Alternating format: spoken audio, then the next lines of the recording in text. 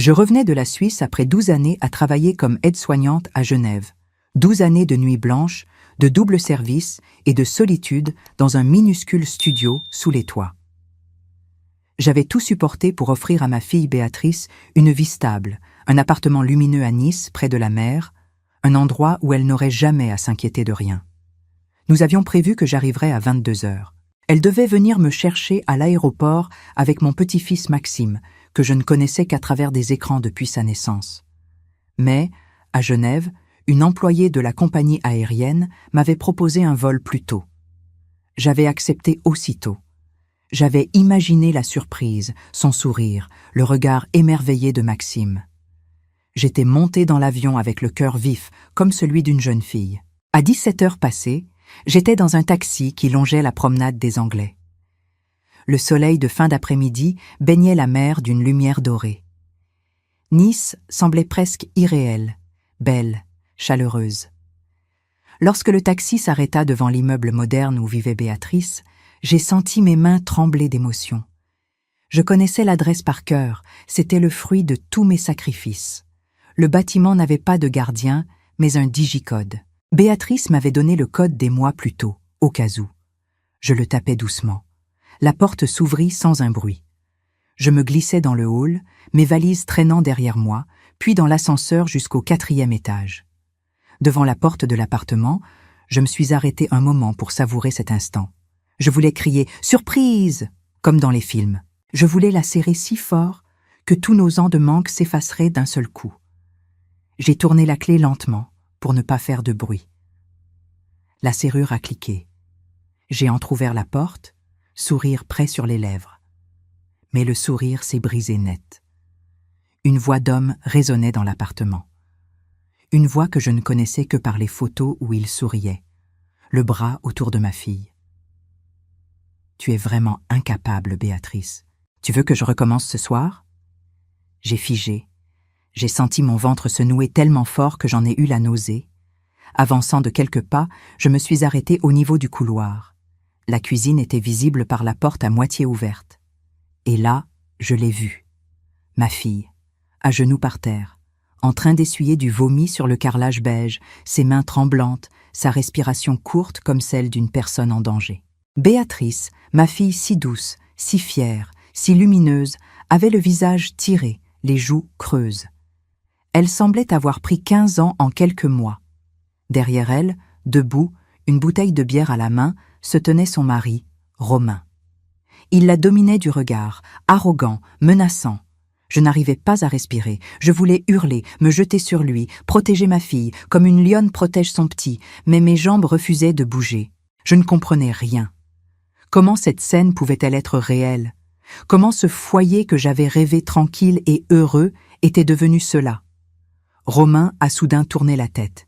Il m'avait vu, ou plutôt, il avait aperçu mon reflet dans la vitre du four. En une fraction de seconde, son visage s'est métamorphosé. La colère a disparu derrière un large sourire artificiel. « Carmen, vous êtes déjà là ?» Quelle surprise incroyable! Il a avancé vers moi comme si de rien n'était, les bras ouverts, comme un gendre attentionné. Mon cœur cognait si fort que j'en avais presque mal. Béatrice s'est levée d'un bond, essuyant ses mains sur son jean taché. Elle a essayé de sourire, mais ses yeux brillaient de peur. « Maman, tu ne devais arriver que plus tard. » Je n'ai rien répondu. Je la regardais seulement, incapable de détacher mes yeux de son visage meurtri par la fatigue. Un petit corps est alors apparu derrière elle. Un petit garçon aux yeux immenses, bruns, magnifiques. Maxime, mon petit-fils. Il m'a observé en silence, timide, méfiant, comme si j'étais une étrangère. « Qui c'est, maman ?» a-t-il chuchoté. La phrase m'a transpercée. Une étrangère. Voilà ce que j'étais devenue. Je me suis agenouillée lentement à sa hauteur. « Je suis ta grand-mère, mon amour. Je suis venue pour rester près de toi et de ta maman. » Il s'est collé contre la jambe de Béatrice, effrayé. Ce mouvement, si simple, m'a fendu le cœur. Puis j'ai aperçu, au poignet de ma fille, un hématome sombre, parfaitement circulaire, comme des doigts imprimés dans sa peau. J'ai levé les yeux. Béatrice a tiré sa manche d'un geste nerveux, m'implorant silencieusement. Pas maintenant. Romain a posé une main sur mon épaule. Je me suis crispée. Béatrice était juste en train de faire un peu de ménage pour vous accueillir. Elle veut toujours que tout soit parfait pour vous. Je savais que c'était un mensonge. Je savais que quelque chose de monstrueux se cachait derrière cette façade. Et c'est là, debout dans ce couloir, que j'ai compris. Je n'étais pas revenue pour une simple surprise. J'étais revenue au milieu d'un cauchemar. Mais avant de continuer, vérifiez si vous êtes déjà abonné à la chaîne et dites-nous en commentaire de quelle ville ou pays vous nous regardez. Nous aimons beaucoup savoir jusqu'où nos histoires voyagent. Lorsque Romain quitta finalement l'appartement pour une prétendue réunion professionnelle, le silence qui suivit me sembla presque plus violent que ses cris. Béatrice s'était assise sur le canapé, les épaules courbées, les mains posées sur ses genoux, comme si elle avait peur de les laisser bouger. Je me suis approchée lentement, sans savoir par où commencer. Mon cœur battait à toute vitesse. Je voulais comprendre, la prendre dans mes bras, tout réparer, mais chaque fois que je croisais son regard, je voyais une détresse que je ne reconnaissais plus. Béatrice. Ma chérie, qu'est-ce qui se passe ici? Ma voix tremblait. Je n'arrivais pas à la contrôler.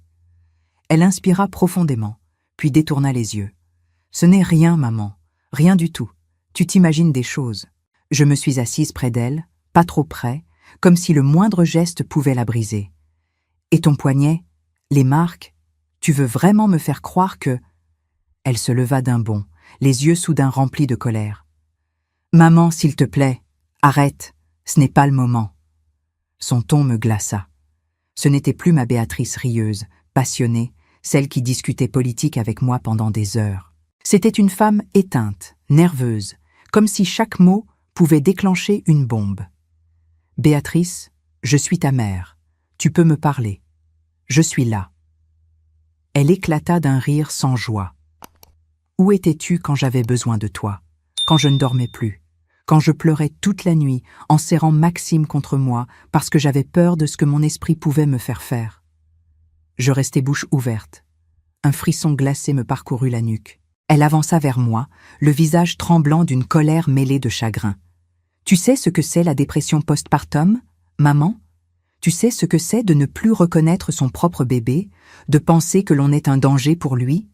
Tu sais ce que c'est de supplier sa mère au téléphone de rentrer et d'entendre sa mère dire qu'elle ne peut pas, qu'elle doit finir ses heures pour économiser? Je sentis mes yeux se remplir de larmes. Le souvenir me frappa en plein corps. Cette soirée où elle avait appelé en larmes depuis Nice, et moi, à Genève, épuisée, tellement focalisée sur l'idée de terminer mon objectif. Je lui avais dit que cela passerait. Je m'étais trompée. Je m'étais tellement trompée. Elle reprit, la voix brisée. Tu as choisi la sécurité matérielle plutôt que moi. Tu as choisi un appartement plutôt que ta fille. Et pendant ce temps, c'est la famille de Romain qui m'a ramassée à terre. Sa mère qui m'a lavée quand je ne pouvais plus me lever, son père qui a payé un psychiatre parce que je n'étais plus capable de m'occuper de Maxime. Ils m'ont tenue en vie, maman. Pas toi.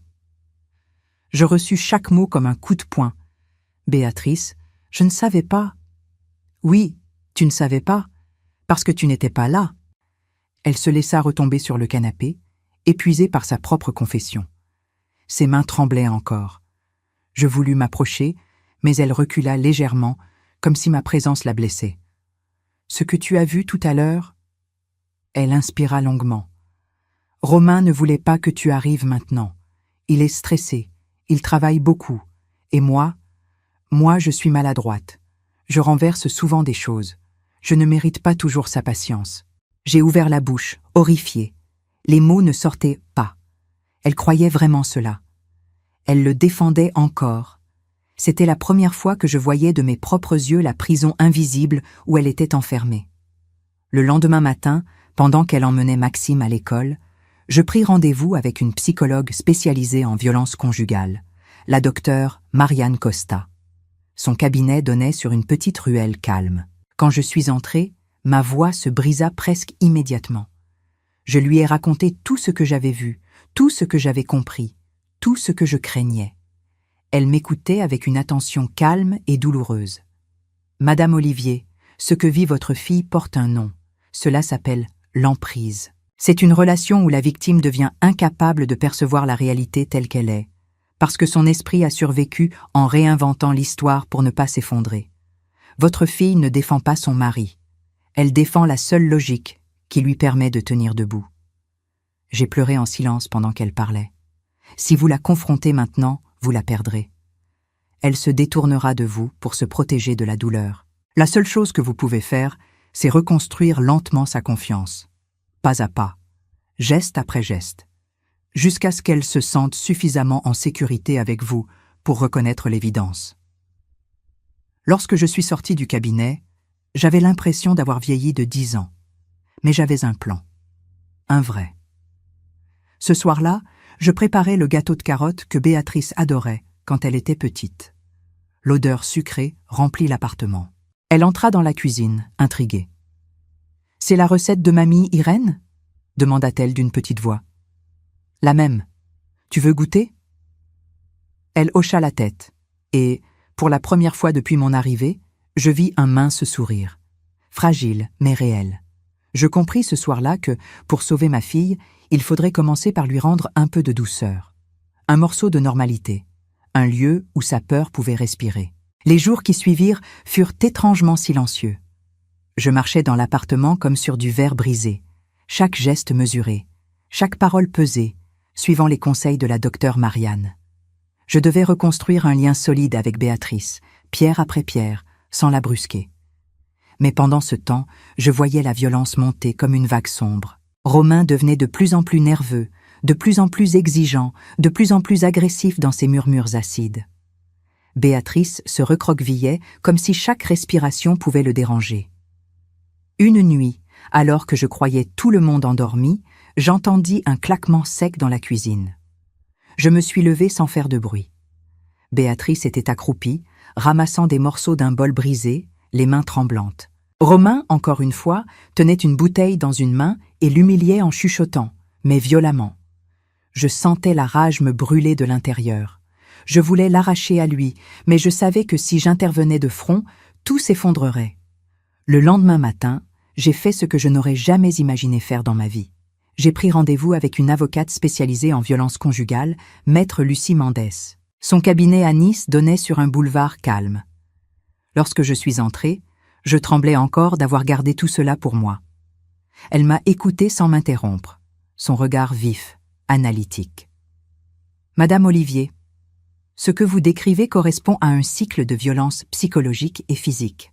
Votre fille est sous emprise depuis longtemps. Pour agir, nous avons besoin de preuves solides. Des photos, des dates, des enregistrements, des témoignages. Cela doit être méthodique et rigoureux. Et si Romain le découvre ? Ai-je murmuré. C'est un risque, mais la situation actuelle est infiniment plus dangereuse. Vous devez documenter chaque détail. Votre fille vous remerciera un jour. Elle avait raison. Même si cela me terrifiait, je devais me battre intelligemment. Le soir même, j'ai acheté un petit enregistreur discret que j'ai placé derrière les livres du salon. Je notais tout sur un carnet caché dans ma valise. Les heures des insultes, les bruits de coups, les conversations murmurées, les jours où Béatrice apparaissait avec une nouvelle marque. Je me transformais en témoin silencieux de l'enfer de ma fille. Quelques jours plus tard, je croisais la voisine du dessus, une femme d'une 60aine d'années nommée Marlène. Elle m'arrêta devant l'ascenseur. « Je vous vois souvent monter avec votre petit-fils. Excusez-moi, mais est-ce que tout va bien chez vous? Il y a parfois des bruits inquiétants. » Je pris mon courage à deux mains. « Marlène, est-ce que vous seriez prête à témoigner de ce que vous avez entendu, si nécessaire ?» Ses yeux s'embuèrent. « Si cela peut aider votre fille, oui. J'ai souvent voulu appeler la police, mais mon mari disait que je ne devais pas me mêler. Je regrette de ne pas l'avoir fait plus tôt. » Son soutien fut comme une bouffée d'air. Puis, un après-midi, la sonnette retentit. C'étaient les parents de Romain, Arnaud et Sylvie, des gens élégants, impeccables, avec des sourires glacés. Ils s'installèrent dans le salon comme s'ils étaient chez eux. « Carmen, nous devons discuter en famille, » dit Arnaud d'une voix trop douce pour être honnête. J'ai senti la tension grimper dans mes muscles. Sylvie croisa les jambes, prit un air faussement compassionnel. « Vous savez, nous avons beaucoup, vraiment beaucoup aidé Béatrice il y a quelques années. Sa dépression était grave, très grave. La clinique, les médecins, tout cela a coûté plus de 30 000 €. Nous ne lui avons jamais rien demandé. Par générosité. Le message caché était clair comme du cristal. Arnaud ajouta « Nous sommes inquiets. Des rumeurs circulent. Que Béatrice verrait des avocats, qu'elle raconterait des choses absurdes. Vous devez comprendre que cela peut avoir des conséquences. Avec son passé psychiatrique, un juge pourrait facilement décider qu'elle n'est pas capable de s'occuper de Maxime. » Béatrice devint livide. Je me levai d'un bond. « Vous êtes en train de menacer de prendre mon petit-fils. » Arnaud sourit, celui des prédateurs. Nous rappelons simplement la réalité. La justice protège les enfants. Je sentis ma gorge se serrer. Puis, il posa une chemise sur la table. Concernant l'appartement, vous savez qu'il est au nom de Romain maintenant.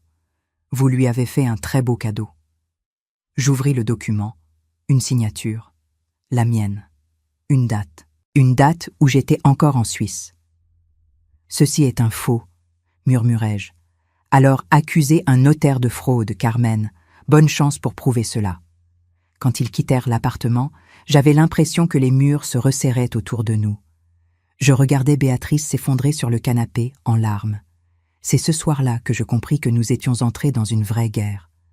Pas une guerre de cris. Une guerre d'influence, de pouvoir, de mensonges, de domination.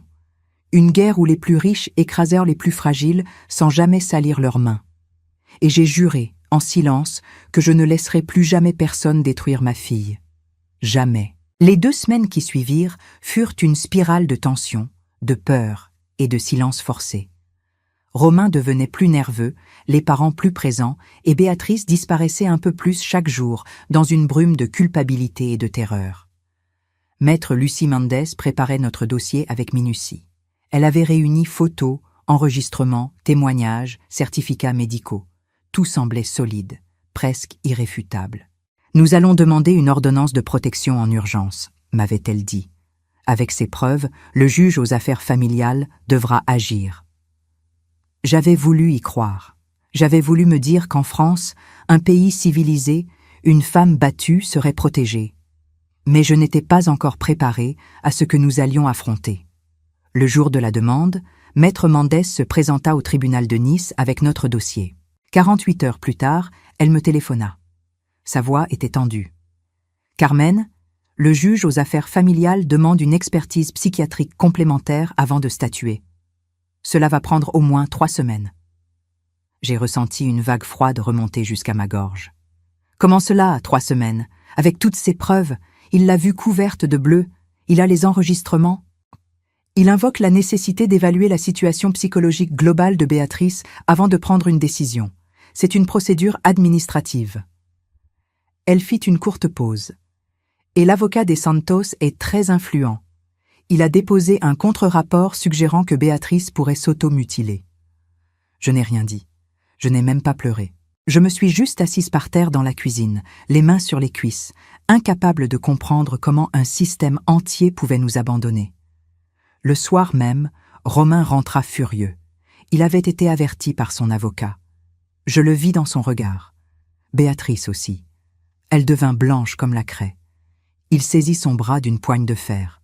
« Alors comme ça, tu cherches à me faire enfermer? Tu vas me le payer. » Je me jetai entre eux. « Romain, lâchez-la !»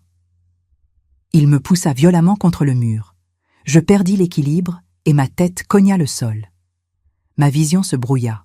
J'entendis Béatrice pleurer, supplier. J'entendis des objets volés, des insultes, puis un coup sourd. Maxime se mit à hurler depuis sa chambre. Je rampai jusqu'à mon téléphone et composai le numéro 17. « Venez vite, je vous en supplie, il est en train de la tuer. » La police arriva en quelques minutes. Ils durent défoncer la porte de la chambre. Lorsque l'un d'eux en sortit, je vis Béatrice dans ses bras, le visage en sang, la bouche ouverte comme si elle manquait d'air. Romain se débattait en hurlant qu'il était la victime. La scène était irréelle. À l'hôpital, un médecin constata un nez cassé, 3 côtes fissurées et de multiples contusions. La police déclencha immédiatement une procédure de flagrant délit. Romain fut placé en garde à vue pour violence conjugale aggravée. Béatrice, à demi inconsciente, murmura qu'elle voulait porter plainte. Une lueur d'espoir traversa ma poitrine. Les 48 heures suivantes furent interminables. Romain resta en garde à vue au commissariat central de Nice. Maître Mendes m'expliqua la procédure. Après la garde à vue, il serait présenté au procureur de la République qui déciderait de le déférer ou non devant un juge d'instruction criminelle. Avec la gravité des blessures et les antécédents documentés, le procureur devrait demander une détention provisoire, m'assura-t-elle. Mais le 3e jour, elle m'appela, la voix blanche. Carmen, le procureur a cédé à la pression. L'avocat des Santos a fait jouer ses relations. Romain sera présenté au juge d'instruction, mais le procureur ne réclame qu'un contrôle judiciaire. Au tribunal, le juge d'instruction écouta l'avocat de Romain parler d'une dispute conjugale qui avait dégénéré. Il parla du stress professionnel de son client. Il minimisa les blessures. Le juge, prudent mais influencé par la recommandation du procureur, ordonna un contrôle judiciaire strict. Interdiction d'approcher Béatrice et moi, obligation de pointer 2 fois par semaine au commissariat, remise du passeport. Quand j'ai annoncé la décision à Béatrice dans sa chambre d'hôpital, elle s'est mise à trembler de la tête aux pieds. « Il va revenir, maman. Il va me tuer cette fois. » Je serrai sa main en silence, consciente que nous venions de perdre une bataille cruciale. 2 jours plus tard, un appel bouleversa tout. Une femme du service de protection de l'enfance demanda à venir chez nous. Il y avait eu un signalement anonyme sur Béatrice, son passé psychiatrique, les violences dans l'appartement, l'éventuelle dangerosité pour Maxime. J'ai compris immédiatement.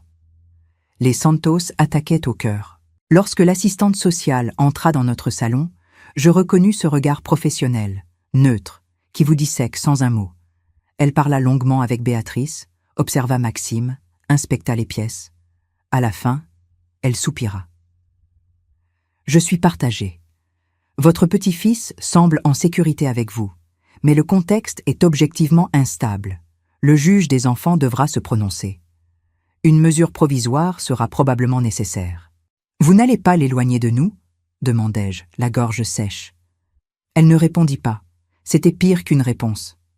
3 jours plus tard, nous étions au tribunal pour enfants.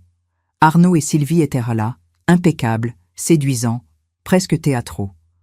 Leur avocat parla du passé psychiatrique de Béatrice, de son instabilité, des violences répétées dont l'enfant avait été témoin. Il proposa que Maxime soit placé provisoirement chez eux pour assurer sa sécurité. Le juge, froid, attentif, hocha lentement la tête.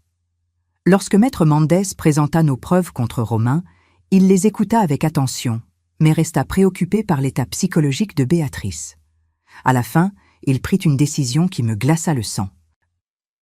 Dans l'intérêt de l'enfant, compte tenu de la situation exceptionnelle et temporaire, Maxime sera placé provisoirement chez sa grand-mère maternelle, Madame Carmen Olivier, sous la supervision de l'aide sociale à l'enfance.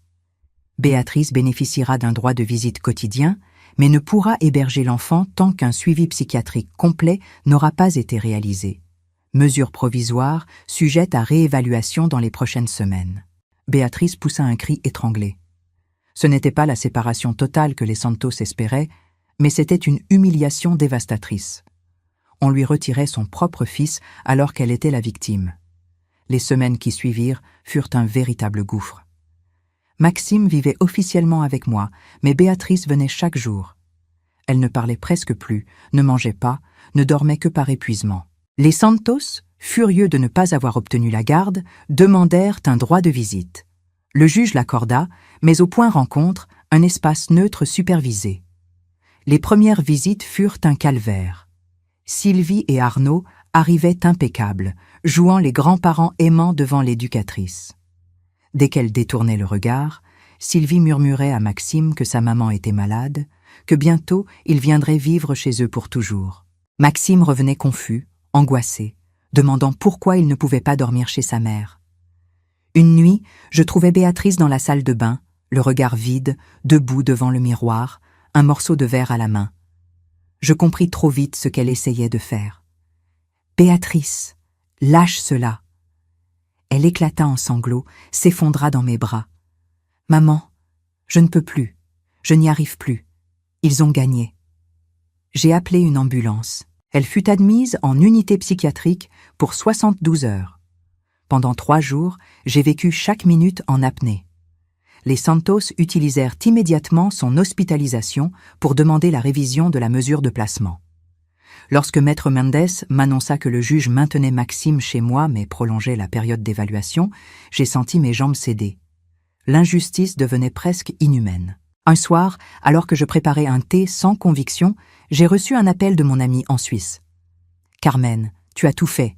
Peut-être que tu dois accepter que cela dépasse tes forces. » J'ai eu envie de hurler. J'ai même ouvert un site pour regarder des billets d'avion, prête à fuir. Mais je n'ai pas acheté ce billet.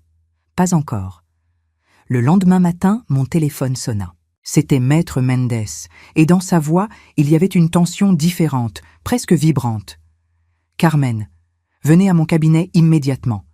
Il se passe quelque chose d'énorme. » Lorsque j'arrivais, essoufflée, elle n'était pas seule. Un homme se tenait debout près de sa fenêtre. Il se présenta comme le commissaire Tavares, de la police judiciaire, brigade financière. « Madame Olivier, dit-il calmement, l'affaire de la falsification de l'acte notarié nous a conduit à enquêter sur les activités d'Arnaud Santos. Cela fait maintenant 3 mois que nous creusons. Et nous avons découvert beaucoup plus qu'une simple fraude. » Il ouvrit un dossier épais. Je crus que mon cœur allait s'arrêter. Durant les 15 dernières années, Arnaud et sa famille ont monté un système criminel organisé. Ils repéraient des femmes vulnérables, les fragilisaient et, sous prétexte d'aide, obtenaient accès à leurs biens. Faux documents, abus de faiblesse, extorsion psychologique. Nous avons identifié 12 victimes confirmées, peut-être davantage. Je restais sans respirer. 12 victimes. Béatrice n'était qu'une parmi tant d'autres. Certaines femmes ont perdu leur maison, d'autres leurs économies. Nous avons également rouvert le dossier d'une disparition suspecte datant de plusieurs années. Les circonstances entourant cette affaire nous interrogent. Il posa calmement un document devant nous. Nous allons procéder à des arrestations dans les prochains jours. Convocations officielles, perquisitions, interrogatoires approfondis. Arnaud, Sylvie et Romain seront tous placés en garde à vue simultanément. « Et Maxime ?» murmurai-je. « Si l'enfant se trouve chez les Santos au moment de l'opération, il sera immédiatement placé sous protection temporaire. Ensuite, une audience d'urgence avec le juge des enfants décidera de son retour auprès de sa mère. » Pour la première fois en des semaines, je pleurais de soulagement. 3 jours plus tard, à 8 heures du matin, mon téléphone sonna. C'était le commissaire Tavares. « Madame Olivier, les opérations ont commencé. Nous sommes actuellement au domicile des Santos et dans leur bureau. Je vous rappelle dans quelques heures. » J'ai raccroché, les mains tremblantes. Béatrice, qui dormait sur le canapé depuis sa sortie de l'hôpital, se réveilla en sursaut. « Qu'est-ce qui se passe ?» « Il les arrête. Maintenant. » Nous sommes restés là, toutes les deux, incapables de bouger, attendant dans un silence oppressant. À 11 heures, le téléphone sonna à nouveau. « Madame Olivier, pouvez-vous venir au commissariat central avec votre fille ?» Lorsque nous sommes arrivés, le commissaire Tavares nous attendait dans son bureau. Son visage était grave mais soulagé. Arnaud, Sylvie et Romain Santos ont été placés en garde à vue ce matin. Les perquisitions ont révélé des documents accablants, faux contrats, signatures falsifiées, correspondances compromettantes. Nous avons saisi leurs ordinateurs, leurs téléphones, leurs dossiers. Béatrice tremblait contre moi. « Et Maxime ?» demandai-je. « Votre petit-fils était présent au domicile des Santos au moment de l'intervention. Il a été pris en charge immédiatement par la brigade de protection des mineurs. Il est actuellement dans une salle sécurisée ici même, avec une psychologue. Il va bien. » Béatrice éclata en sanglots.